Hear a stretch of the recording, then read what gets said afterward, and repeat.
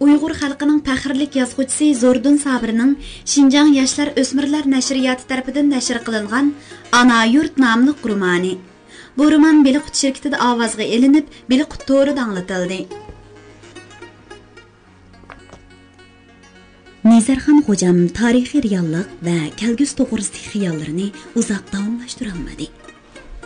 U xiyol bilan yuzdan ko'p ketmay chapdimikin tang. Xo'jam! Dedi bir varqirab. U anglamadi. Do'tay janobdiri! Dedi biri Xanzo tilida oxir. Xo'jam cho'chib beshini ko'tardi. Nerida otlari tarlab ketgan qurolliq 3 askar turardi. Xo'jam o'standan chiqib askarlarning yiniga bordi va qaytib kelib o'stan qirg'i chiqib Xayr xo'sh azimatlar! dedi. Uning chiroyi tutuq, ovozi go'nga edi. U mingbiga quygan suvdan qo'lini yuvdi. Ondan kiyinib otga mindi va Ziyodunning yeniga kelib, Ziyodun, etingga men, yur. Men bilan chig'liq mazaga borgin. Sen bana qo'riqdan so'qib bergin, dedi. Dehqonlar Xo'jamni o'rib elishdi. Ularning qadoq qo'llari Xo'jamga sunildi. Lekin Xo'jam bir necha dehqon bilan ko'rishib, etining beshini kun petishga burdi. Xo'jam bir necha otliqlar bilan o'sidi. Dehqonlar xiylig'iga qarab turishdi. Xo'jam tushgan tavarib o'stan bu, tushayli, chapayli. Shundoq deb varqirdi bir qiziqchi. Dehqonlar cho'qas qiqan bilan o'stan chepishga kirishib ketishdi. Xo'jam askarlarga bir nimalarni deb yo'lga selibatdi. U orqasiga kirib olgan yurt kattalarga Meni yangi do'tay bir cho'ng ziyofat bor deb chaqirtibdi. Kirmasam bo'lmag'iday. Chiyusilan ketdi. Yangi silin keldi. Xudoyim buyursa ishlar yaxshi bo'lib qolar deyman. Hozir atiyas qatalonchilik. Men chig'liq mazodagi uyimda tuqqanlar bilan bitiradigan bir ishim bor. Shuni qilib bo'lib bugunga shaharga qaytaman. Sizlar bilan mushiyada xo'shlashay, dedi. Mingbegi, yuzbegi baylar diniy zotlar Xo'jamga duo qilishib, xo'shlashib qaytishdi. Xo'jam muhofizatchisi Musa va Ziyodun bilan qolgandan keyin, Ziyodun, sening balang to'li yaxshi bola. Ilimga yenglikni o'zini atagan isil bola. Sen balangni o'qitaman deb nurg'un qiynalding. Menga Muxtar boy hammani deb berdi. Musa boylar Yevropadan sanoat bilan yangi ma'arifni atkirdi. Uyg'urlar xeyli uyg'ondi. Lekin yanala uyquda.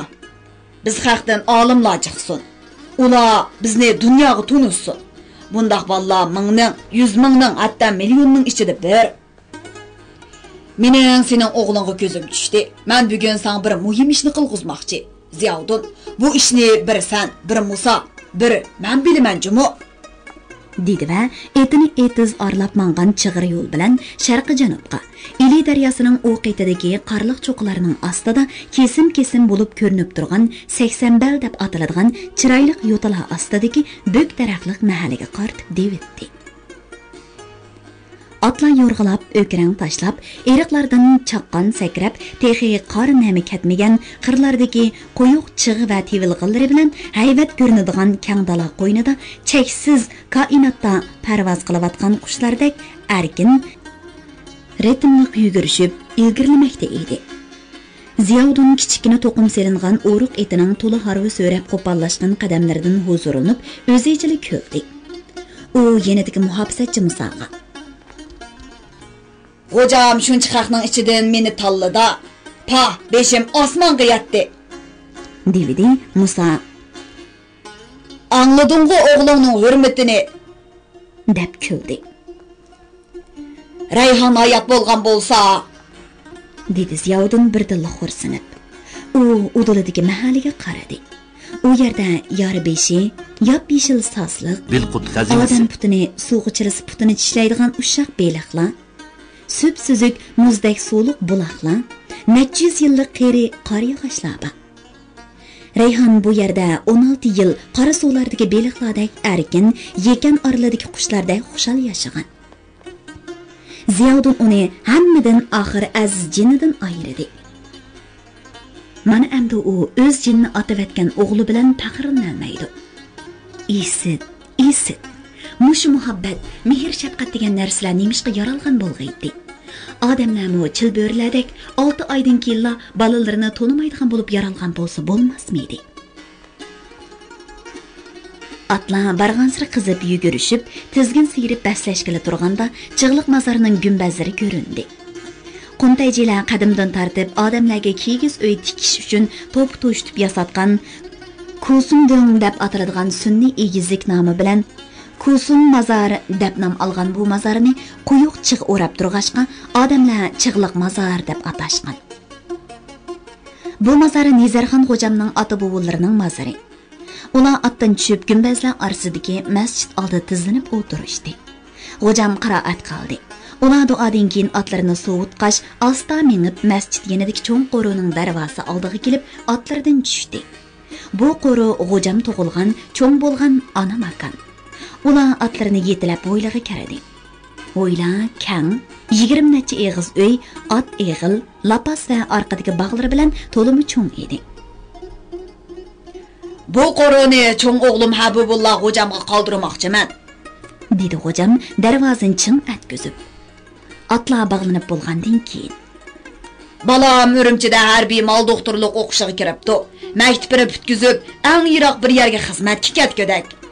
Uni men ochchiqi bor. Men uni Moskvaga yoki Toshkentga o'qishga berishga yo'l qo'ymagan emasmi? Xo'jam Ziyovuddinni bir uyga boshlab kirib, "Sen mush uyning o'ttirisini odam bo'yi cho'nqurliqda ko'la Ziyovuddin", dedi. Ziyovuddin ketmani bilan chiroyli uyning supsini o'ttiridan chanashga boshladi. Xo'jam chiqib ketdi. Ziyovuddinning ketmani birdamdana uyning o'ttirisidan Ziyovuddin cho'kidek bir o'ri paydo qildi. Xo'jam Musa bilan yana bir odamga bir tosh kupni ko'tarib akirdi va Ziyovuddinga sunib, "Bu tosh kupni mush yerga ko'mimiz", dedi u. "Ha, ig'rim ekan. Eg'ir bo'lmaysa, uning og'zini echib ko'rgin, sapli oltin bilan ko'mish. Bu dunyo Habibulloh xo'jam bilan Nurini. Ularga yozgan xatmo shuning ichida. Qachon bu balla o'z yurtiga qaytib kelib cho'ng ishlarga tutish qiladi ekan, Ziyovuddin bilan Musa ishkinglar bu dunyoni echib ularga bersalar. Yana bir aytib qo'yay. Bu sirni men, Musa, Ziyovuddindan boshqa hech kim bilmaydi. Muno odam pang Kekasham mening 20 yillik chakrim, u menga dadinimdek sodiq. Ziyovuddin kupning og'zini ochdi. Yalt-yult qilgan oltin kumushlar uning ko'zini chaqdi.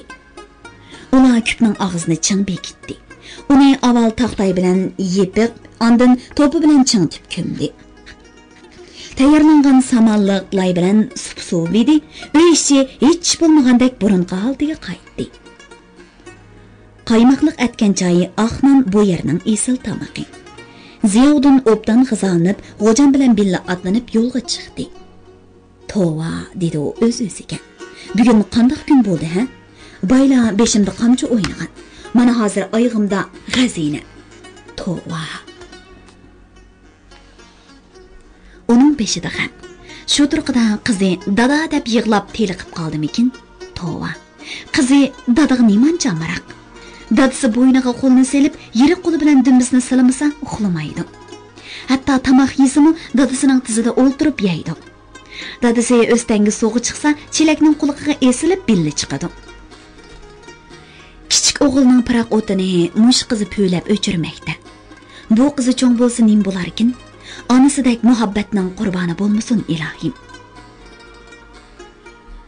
"Ziyovuddin, qachonga chiqara tutsan? O'ylab qo'yaymi ya? Ya xo'jam, qaram bilan u dunyoga ketay jumon. Yarlarimni soat shaharlik bo'lib ket. Men sana uy joy qilib dukkan ichib beray. Qandoq? Xo'jam, ballaning onasini tashlabma. Bu bo'lmasmikin deyman ha? Ruhi qo'rinmaydi. Balalarni o'qitsan. Vaqti-vaqtida yog' puritib, Qur'on tilovat qildirib tursan. Mening oldin xotinim o'lib ketgan, tuproqi mazarda. Men shaharda-ku. Sizning yo'lingiz boshqa, xo'jam. Biz degan puxra, sahroda yurgunimiz tuzuk. Boshqa balalaringmi, Nuridekmi? Ikkisi meni do'ridi, japaga amroq xo'jam. Etilib ketgan o'g'lim Nurin do'raydi. Zerek bala edi o. Kuchaqda qizim bor hocam. Onunğa kim qaraydı? Mumisi qizining dardida elishib qoldi. O'zim qaravatıman. Sana təskan əmsə. 35'i, qazan 5'i. Alvan yasak, ballaq emi. Vay voy. Şunda qil, öylep qoyay. 80 xoy yeringni xeyli pulga yartib beraman. Ya hocam, yer degan altın qo'ziq. Ahmaq, taranchi deganning ahmaqligi shu. Yer debde ötüp ketidi. Ösen bay, bağdın bayla iksaqtın yer götürüp çıqqan mıydı?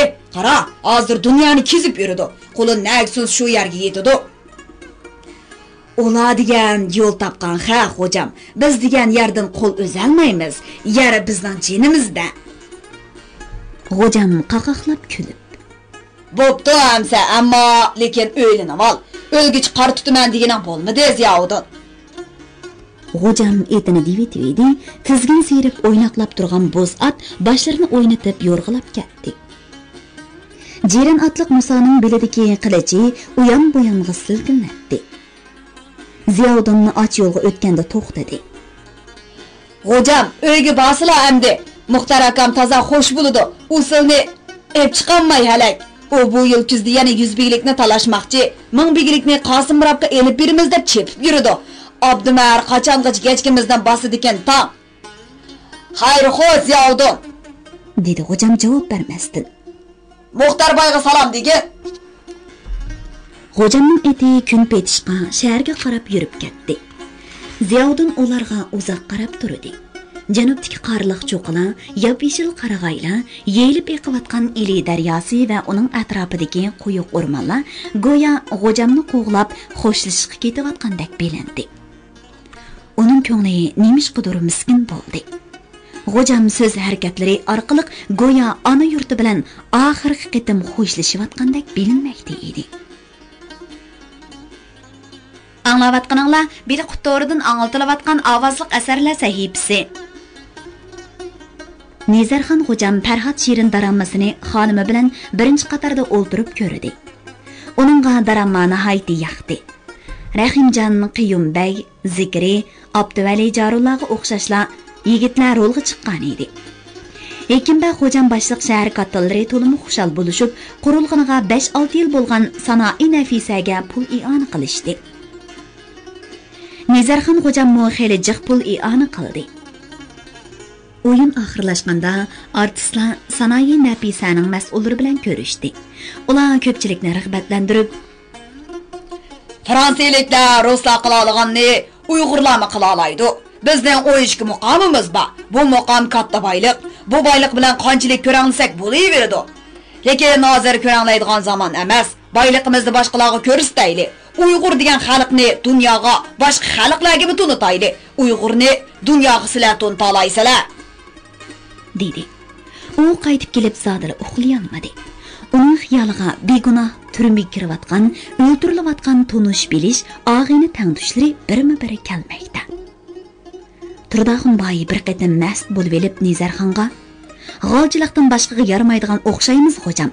Tur degan yerda tursak, qil deganni qilsak, da deganni desak, bizda tirnoqchilik, erkinlik bo'lmasa, bizning narimiz odam" deb yig'lagan edi. U hozir turmada o'ltirildi. Hocam tunigunlar gimnaziyaga berib, o'quvchilarga Shangdobanni himoya qilish to'g'risida so'zladi va oxirida uchun pulni o'quvchilarga chechib, Shangdobanning shafoati dedi. Nurg'un o'quvchilar pulga ko'z qirini solmadi. Hocam yoshlarning ko'zlaridagi nafrat uchqunlarini sezdi. U gimnaziyadan chiqarib etib, Uyg'ur Qozoq Qirg'iz klubining oldida ikki askarning bir Uyg'ur bolasini qonga melab urayotganligini ko'rdi. Bir ayol hocamning kalaskidan oldi tizilib o'ltirib elib, "Hocam, balani qutqizib olsala, gunohsiz bechora, bekorli tayoq yeyotdi" deb yig'ladi. Hocam Musoni ajratishga avatdi. Musa bervidi, bir askar Musoning maydisiga bir mush urdi. Oxiri hocam chidamay aralashdi. "Ya ustolinga aytma, nemishqon ursizlar? Sen kim?" dedi ko'zlari qonga to'lgan mast askar hocamga go'liyib. "Men Do'tay Nizarxon." "Sen Do'taymi? Yo'q, sen degan bir tayoq, Chanto'la degan qo'y o'shga." Musa heliqi askarni g'azab bilan toza soldi. Odamlar ikki askarni qattiq urib-etdi. Ajoyib azmatlar turmada tayoq yemoqda, azob chekmoqda. Xalqning yig'isini yig'ilgan neni alsuyar azmatlar jonlaridan ayrildi. Maxfiy yoki oshkora o'ltirildi. G'ojam qanchilgan nohaq ishlar va balchiliklarni bildi. Biriga tinmadi, ishchiga yutdi. G'aljirlik texmi kuchaymoqda. Dehqonlarga selinayotgan seliq 14 ga yetgan.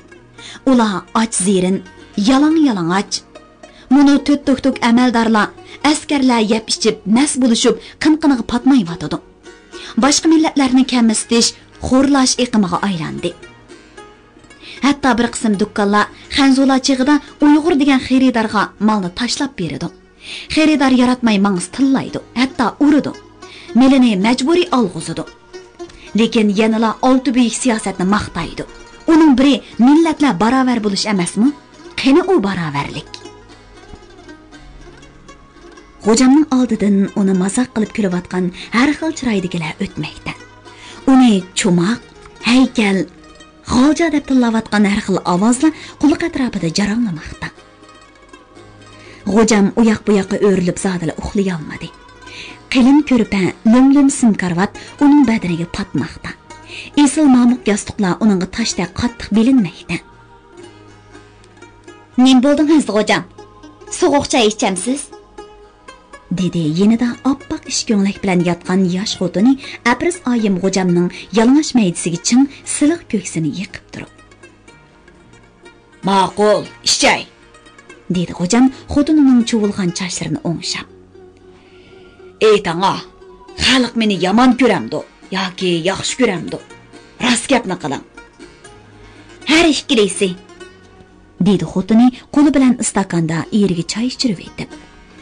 "Siz turmoq, Shangdobanni yoqtirmaydigan, yomon ko'rdiganlar bor. Sizni g'olchi deydiganlar bor. Millatparvar deydiganlarmi bor?" "Qaysi jiq? Oldinqilari jiqmikin? Meni keyin tushunib qoladi. Balki men o'lgandan keyin tushunasizlar." "Voy, yo'qolan gapni qilmang. Siz o'lsangiz, men belli o'laman." Xotini darhol ko'zlariga yosh elib eriga yonlashdi. G'ojam xotinning beshini salab yetib uxlab qoldi. Atsi kashqurun Urumchidan yengli kelgan kichik mashinadan pakara qo'ng'iz qapoq qasqan shapkasini ko'ziga cho'ktirib kiyib kichikini burut qo'yib olgan bir odam tushdi-da, qo'lini kayniga qilib, qongaltir bilan yepilgan bir qavatlik binolarga va egiz teraklarga qiziqib qaradi. Onun aldığa bina pəlləmpəylərini bıraqlı dəstügədək aldıraş yugurub, uzun, qara, xanzuç, qınğır, yaqılıq çapan giygen, egiz, oruq biri düşdü və iki qonu cübləb, pişanisiga toğurlab, egilib durub, "Juyang, Juyang! Acab kadınız Li Siling, bək yaxşı bo'ldi. Qani, qani!" deb binani ko'rsatdi. Harbiy kiyim kiygini Shingdobanning amalliq saqlash alohida qismining boshlig'i Li Yingchi, qora chaponliqi bu yerga yangidan kelgan Dotayning yordamchisi edi. Li Yingchi degan nom mushu vijik, qo'ng'iz qapoq odamga qo'yilgan. U mushu nomi bilan har qanday odamning yuragini jig'ildata oladi. Chunki u har qatim Shingdobanning ishxonasiga kirib chiqsa, shu kuni kechasi nurg'un odam jinidan ayriladi. U uzun tizimlikni qattiq tashliq daftaridan chiqarish bilan jallodlar tayyor bo'ladi. Miltiq, dor, dora yoki tirik ko'mish darhol boshlanadi. Shunga Li Yingchi degan nom jallod degan nomning o'zi. U nagili borsa shu yerda patparaqchilik, ansizchilik, o'lim vahimasi, kashkuzning qora so'qidek har bir jonni titratadi. Har qanday odam hayotida bir ishga havas bog'laydi. Li Yingchi qotillik havaskor. Har kuni kam bo'lganda 10 odamning jinni olmasa, uning ichi pushidi.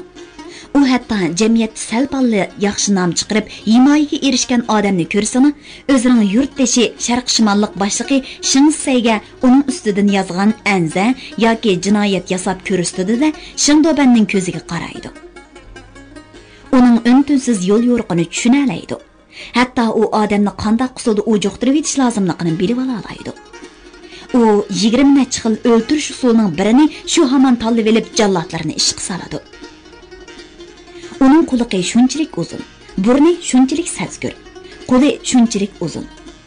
U Urumchi turib eng yiroq Xotan, Qashqar, Qumul, G'ulja, Altay hatto chet ellardagi yangiliklarni tez bilib, tez qo'l sola oladi. Uning odamlari kimlarning xatarlik odamlar ekanligini yodqa biladi. Norozilar, qarshilar, ag'dirmachilardan boshqa bilimlik, obro'liqlar, qobiliyatli qaysarlar, hatto puldorlarni ular osh bo'ridek purab, timsiqlab izdishadi. Leyinchi mushu vijikkina bir odam shunga boshqalarga devidek cho'ng qo'rqinchli ko'rinadi. Dotay yordamchisining pukilib titirishi, orqadan pallanpaydan Dotayning yugurib tushishi, garnizon amaldorlarining chas berib tik turishlari ana shuning uchun edi. Ma'muriy mahkama amaldorlarining oldida Nezarxon xo'jammo pallanpaydan oldirab tushib, uningga hurmat bildirib, "Xush kelibsiz. Marhaba, marhaba." dedi xuddi yaqin qarindishini ko'rganda xush bo'lib. "Marhamat, marhamat." Bu sunniy xushalliq ichiga qanchalik nafrat, vahim yoshiringanini ular har ikki taraf biladi. Shundoq bo'lsa-mu ular quchoqlashadi. Yuzlarini bir-biriga yiqishadi, bir-birini madhiyalashadi va hurmatlashadi. "Kelginingizga da xushal bo'ldi. Shundoban sizning olti buyuk siyosatni ijro qilish yo'lida ko'rsatgan xizmatlaringizdan bakma minnatdor. Bu qatam alohida salom aytdi. Shundoban yaxshi. Shundoban G'ulji xalqining qalbida bak yuqori inovatga ega. Shundobanning rahbarligida G'ulji butunlay yangilandi. Maktab, doktorxona, zavod, fermalar yo'qdan barliq kelib, xalqimiz baxt qo'ynida boyashab, xotirjam yashamoqda. Odamning ba'zi naqshlarining avjiga ovozi yetmagandek, madhiya va olqish minnatdorligini ifodalashga ba'zida ovozi yetishmay, so'z tepilmay qoladi. Xo'jam bugun o'zining til kambag'allik ekanligini his qildi, hech gap topolmaganda yashsin degan o'ng'ay so'zni takrorlaverdi. Kechda katta ziyofat bo'ldi. G'uljining harbiy ma'muriy amaldorlari to'liq kelgandan sirt, cho'ng baylar, diniy zotlar, mashhur ziyolilar, Sovet konsulining rahbarlari ziyofatga qatnashdi. Olti buyuk siyosat, Shangdobanning to'pillari, qadah so'zi, naqshkuy va odatlik parangladimi harg'ochi madhiyalandi.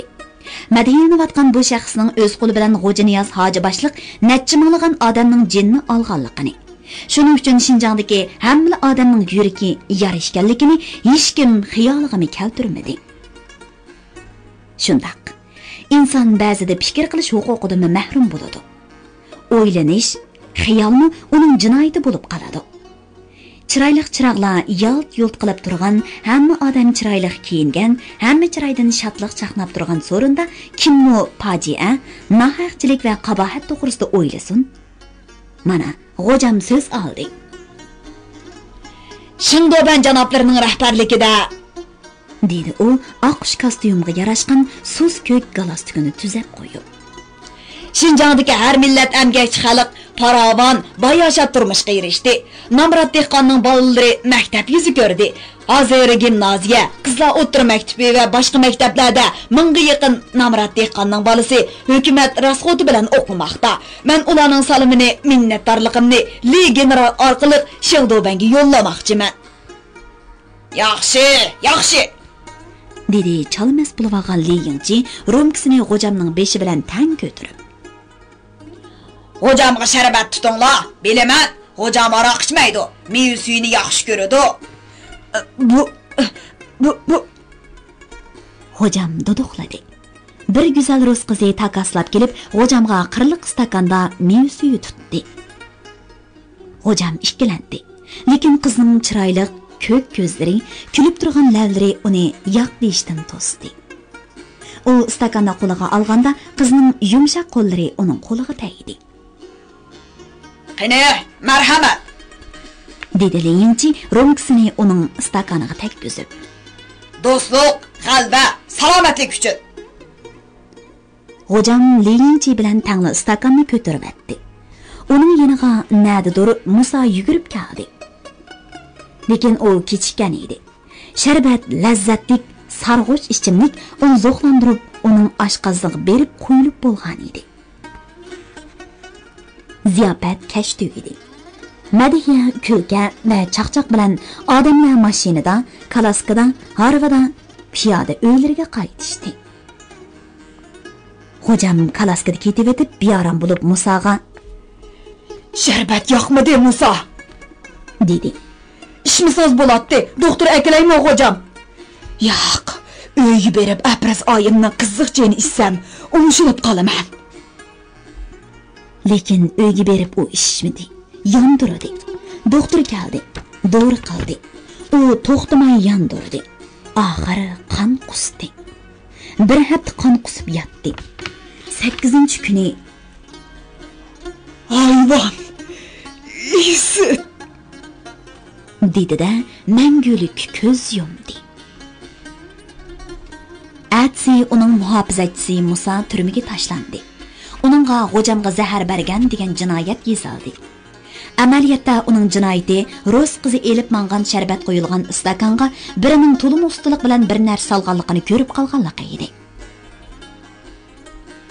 Qianlong xonning yorligi va himoyasi bilan Turpan hukmroni Iminwang 2-o'g'li Musa Gongni G'oljaga avatgandan tartib hozirgacha bo'lgan 9 avlod G'oljada Hekim degan nom bilan hukumat ishlarini boshqargandan zirt, Yang Zingshin, Jinshurin hukmronlik qilgan davrlarda biror Uyg'ur yoki boshqa millat davlat hokimiyatiga qatnashib boqmadi. Shangdoban Dotay degan nom bilan muavin valiylikqa 2 odamni tayinladi. Uning birinchisi Turdaxunbay ismli qirg'iz edi. U bu cho'ng bayni G'ojiniyaz hojiga chetib, xoin deb turmada o'ltirdi. O'zi doim maqtaydigan ikkinchi Dotay Nezarxon G'ojamni nima uchun o'ltirdi? Bu siri hech kimga ma'lum emas. Xalqqa uning muhofizatchisi Musa G'ojamning ayoli bilan dunyosini ko'zlab qasddan qilgan degan so'zni tarqatdi. Musa nimish bunday qiladi? Bu savolga hech kim javob bera olmaydi. Mana hozir butun G'olja motamda. Siling Dotay konsullar G'ojamning yangi bitgan hayvatlik uyiga hol so'rab kelishdi. G'ojamning tavutini shahar xalqi o'quvchilar ko'tirishib, shahardan 20 kilometr yiroqqa sharqqa qarab piyoda elib berishdi. Minglab tumanlab odamlar beliga oq bog'lab, bu kuyimchan kibrisi yo'q xushchaqchaq Dotayga chin yuragidan yosh to'kishdi. Lekin hech kim G'ojamni Shingdoban o'ltirdi degan so'zni og'izdan chiqara olmadi. Hatta bundoq o'ylaganlarmi kamdan kam yo'qning o'rnida edi. Rizq shunchalik degan so'z bilan hamma fojiani xulosalashga odatlangan Uyg'urlarimiz G'ojamni Chig'liq mazordagi ota-bobolarining yeniga dafn qilib bo'lib, G'ojamning g'alati o'limi to'g'risida fikr qilishni tamomlab, endi kim Dotay bo'lar ekan degan temada so'zlashishga qiziqdi. Cho'ng-cho'ng joylarda, mashrablarda bo'ladigan gaplar Zokirjon G'ojam muavin Dotay bo'larmish? Yo'q, endi G'ojalar bo'lmas. Dotay bu qatam Husayn baylardan chiqib qolarmikin? Yo'q, Ekin va G'ojam Dotay bo'ladi-jumi bo'lib qoldi. Hech kim Dotay qiladi ekan. 2 yil bo'lmayli o'ltirdi ekan. Uning nima qiziqchiligi bor degan savolni so'rabmi qo'ymadi. Amal tutish beshini sirtmoqqa tiqish, halokat yiqilishish ekanligi bilinib tursa-mu, bizning baylarimiz yana shu o'rinni ta'ma qilishidi. Xalqlar o'zlarining eng hurmatli odil odamlarini yana shu o'ringa taklif qilishadi. 1939-yilning kuz oylari ana shunday boshlanib, odamlarning xiyolidan Nezarxon G'ojamning ismi, chiroyi va sifati asta-asta ko'tarilmoqda edi. Hozir G'ojamning darvozasida postmi yo'q. U yerga kalaskalar, mashinalarmi kirib chiqmaydi. Uning xizmatchilari, oshpazlarmi ketishgan. Apraz oyim ota-onasi va G'ojamning ilgirgi ayolidan bo'lgan kichik o'g'li bilan cho'ng qo'rida yolg'iz qolgan. Xanam hozir burunqiday kalaskada g'odiyib o'tirib ko'cha aylanadigan. To'y-to'kin o'ltirishlarda ko'zga tashlanadigan yerga o'ltirib elib, o'zining chat elchi kiyimlari bilan oltin bezaklarini ko'z-ko'z qiladigan ayollar orasida G'ojamning qilgan ishlarini sanab maqtinib, hammani o'z og'ziga qartib oladigan lazzatlik ishlarning hammasidan mahrum. U eridan yap-yoshli tul qolganiga echinmaydi. Enligi bilan alqonlarga tayinib, uzundan uzun qiladigan xiyollarning mazmunini eri bilan o'tgan ko'ngillik chog'larni eslash emas. U G'ojamdan qolgan shunchalik oltin kumush, uy-joy, yer, tugman, mol-varonni qandoq bir taraf qilishni, bundan keyingi hayotini qandoq o'tkazish kerak degan ishlarni o'ylaydi. Hayot ana shundoq murakkab ham oddiy narsa. Tushunmasang hissiyotga berilasan, tushunsang yo'l topasan. Oddiy narsa. Apris Banumdek chiroy, gap so'z va noz karashmada yetilgan ayollar uchun fani dunyodagi jannatning eshiklari hamma yerda ochiq. Apris Banum beshidagi oq yog'liqini yulib elib, sim karvatga otdi-da, Rossiyada yasalgan gul va naqshli tiklama aynak oldiga keldi. U o'ziga qarab kulimsiradi. "Xiyasidan xo'jam?" "Ha, nim bo'ldi ada?" Oq yuzlik 7 yoshlardagi bola uyga yugurib kiradi. "Men yerga kelgan saqam", dedi ayol bolaning peshonasiga suyib, yuzlarini olqini bilan siypab. "Endi dadangmi yo'q? Mana bizni saqlaydigan askarlarmi, Musa akangmi yo'q? Oshpazlarmi ketdi? Mana qara, ikkimizda qoldik." Uning ko'zlaridan yoshlar quyildi. Bola uning bag'riga o'zini etib, o'pkidab yig'ladi. Dadam o'lib ketdi. Men o'lib ketsam bo'ladi. Jonim dadam, kuyimjon dadam. Yig'lama saqam. Dadangga hamma odam yig'ladi. Yotgan yeri jannat bo'lg'ay. Dadang yo'q, ammo opang mana men bor. Seni o'zim o'qitaman, yaxshi boqaman. Toshkentga, Moskvaga, Parijga o'qishga vatiman bolam. Dadang seni menga topshirgan emasmi? Opa, jonim opa. Ha, endi yig'lama saqam. Men opa de, hada demigin ha? Ma'qul opa.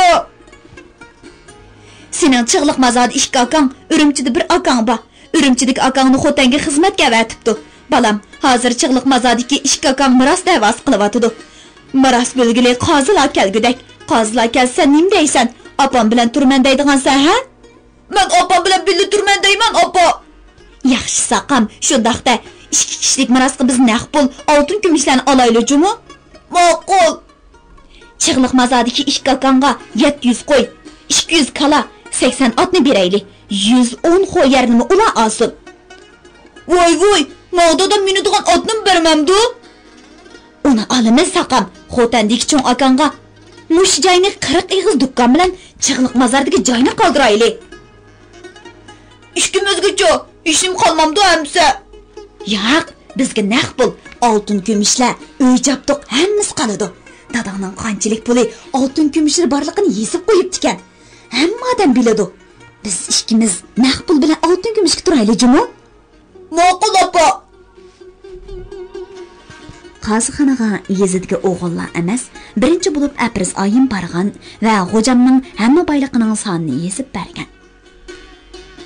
Balaga degan gapni mo arzisiga qo'shib yezib topshirgan edi. Xo'jam bir kuni kechida ayoliga bo'lgan sodiqligini ifodalash uchun chig'liq mazoridagi uyga ko'milgan heliqi dunyoni bechora o'g'limning haqqida puritib qo'ygan edi. Apris oyimning as xiyoli necha kundan beri shu boyliqda qolgan edi. Mana oylar o'tdi, dunyoda cho'ng voqealar bo'ldi. Yevropada urush o'ti yalqinjab, butun yer shari yalqin ichida qoldi. Yaponiya Jungu zeminiga besib kirib, Shanxay, Nanjingga o'xshash cho'ng shaharlarni egalladi. Jungu tuproqidagi hamma odam vatan g'imida bo'layotgan shu kunlarda Apris oyim nazr qilaman deb chig'liq mozorga chiqdi. Kuzning yomg'iri hamma odamni uyiga so'lagan. Namrat dehqon uylaridan yomg'ir o'tib, odamlar panoh izlagan masjidlarga ko'chib kirib olgan.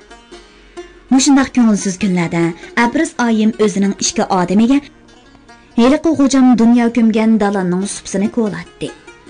Oltin kumushni elib elib, kupni xo'jamning bir xurjun ish qog'ozlari bilan qaytadan to'ldirib, o'ttirisiga 3 tuxum selib, chandurmay ko'mib qo'ydi. Va kichkina G'iyosdin xo'jani chig'liq mazarda qoldirib, yomg'irga qaramay lampali qarov bilan o'z yurti 9 tarag'i noisiga yurib ketdi. Aradan bir ay o'tmayla Nizarxon xo'jamning bu arzuli xotini 9 tara nahiyasining kottibiyi yashinib qolgan yeng hokimga to'qalliq tegib oldi. Uzun o'tmayla hokimning cho'ng xotini vafot bo'ldi. Apris oyim hokimning suyimli xotini va aqlchisi bo'lib qoldi. Bu hikoyani anglagan Nuri doim o'zini maqtaydigan va o'ziga nurg'un yaxshilik qilgan Apris oyimga nafratlanmadi. Chunki u hozir odamlar to'g'risida nurg'un yangi tushunchalarga ega bo'lgan. hayotning hujayrisi bo'lgan oila va uning uli hisoblanadigan muhabbat to'g'risida yangi hukmlarga erishgan edi. U hokimiyatga Shingdobangga g'azablandi. Uning zaman hukmronlariga bo'lgan g'azabi kundan kunga kuchaymoqda edi. U yana nurg'ulg'an suyimlik odamlar Shingdobanning qalliq qilichi bilan aziz jonlaridan ayriladi. Bu zo'rliqning cheki bormi? U qachon deganini o'ylaydi. Uning ko'z oldidan G'ojamning kulib turadigan qora burut chiroyi neri ketmadi. Yeniga tapancha esib yuradigan, kam so'z to'lim mehribon Musaning xiyolchan, xushxuy chiroyi, kang nurlik gavdisi Nurining xiyol ekranidan zodila o'chmadi. Musa to'lim hushyor, umidvor odam edi.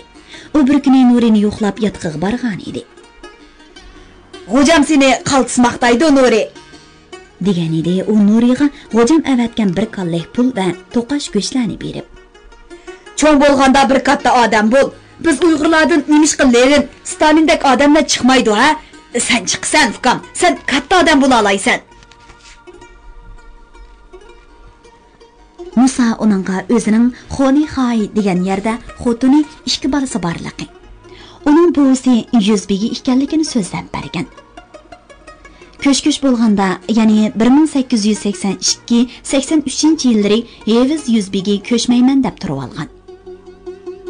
Dehqonlar Katman, Yarkent degan shaharlarga ketishgan. Eviz Yuzbegi ketgan dehqonlarning yerlariga dan to'lab, holidan ketgan. Bütün boyliqni tugatgan. Burun u odam har yili O'risqa nurg'un mol o'tkazib, O'risdan mal akirib, sod bilan beyg'on ekan.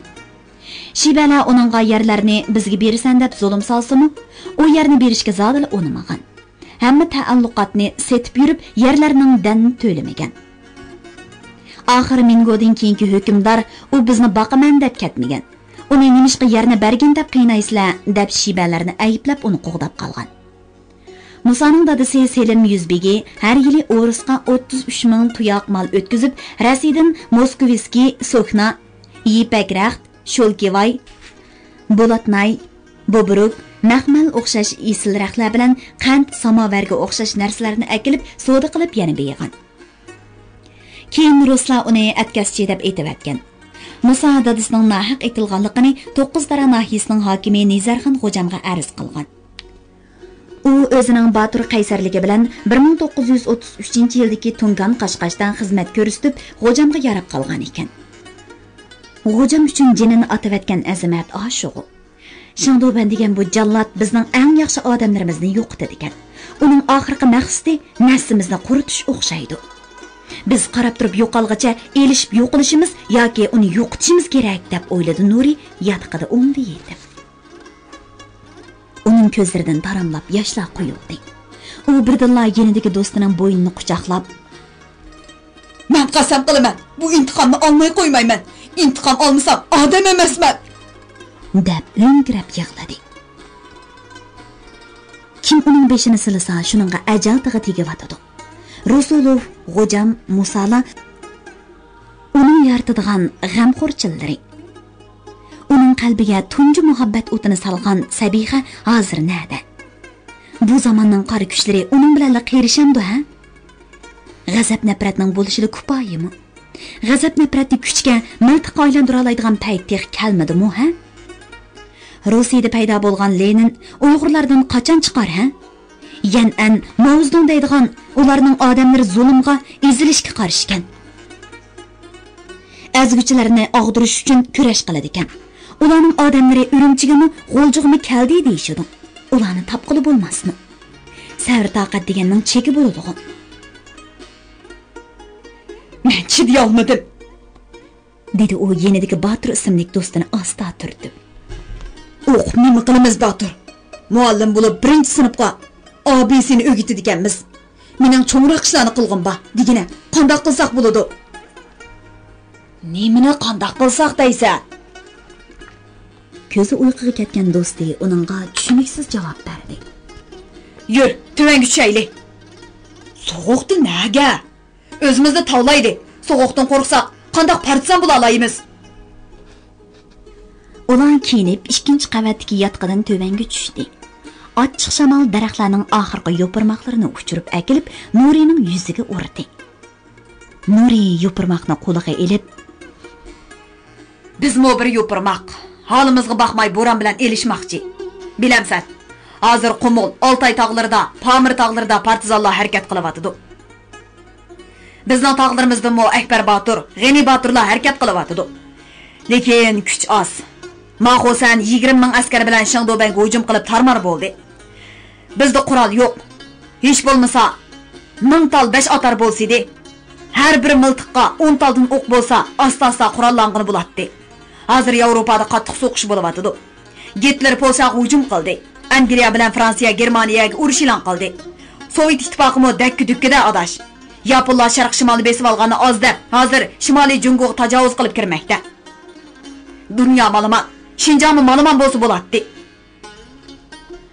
Bir necha yilda Ihsoqbek Lujang hadisali Shangdoban uchun ketmay chopdi, dedi Botur tuyuqsiz uyqudan uyg'ongandek.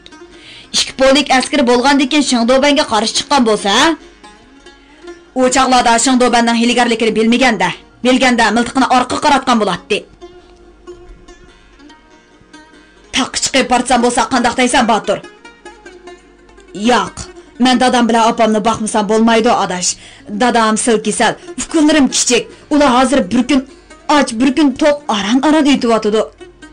Hamma xalq shu. Hamma yerda ocharchilik, g'urbatchilik. Uni ozdab hamma yerda odam o'ldirish, tutqun qilish bo'lyapti. Shangdoba yana xoin suiqasdchilar guruhi deb yolg'on dilo yasab chiqib, hamma yerda odam tutyapti. Xo'jamning o'limiga zodir chidimadim. Hozirni birini o'ldirib intiqom olg'im bor. Lekin uning bilan zulmni yo'qotqilib bo'lmaydi-da. Ikki yigit maktab tantarbiya maydonini aylanib yurib uzoq mundashdi. Shahar jimjit uyquda. Na'nardandur miltiq etildi. Bir yerda nasla og'il-tog'il varqirab naqsha aytdi. Biliqut shirkatida ovozga elinib, Biliqut to'rida anglatilayotgan Uyg'ur xalqining faxrlik yozuvchisi Zordun Sabirning Shinjang yoshlar o'smirlar nashriyati tarafidan nashr qilingan Ana yurt nomli romanini bugun mush yergacha anglatdik. Davomini atga anglitishimizda davomliq anglatamiz. Bu roman Shinjangning har qaysi joylaridagi Shinhua kitobxonalarida sotiladi. Do'stlarning bu romanni sotib olib saqlab qo'yishini alohida tavsiya qilamiz.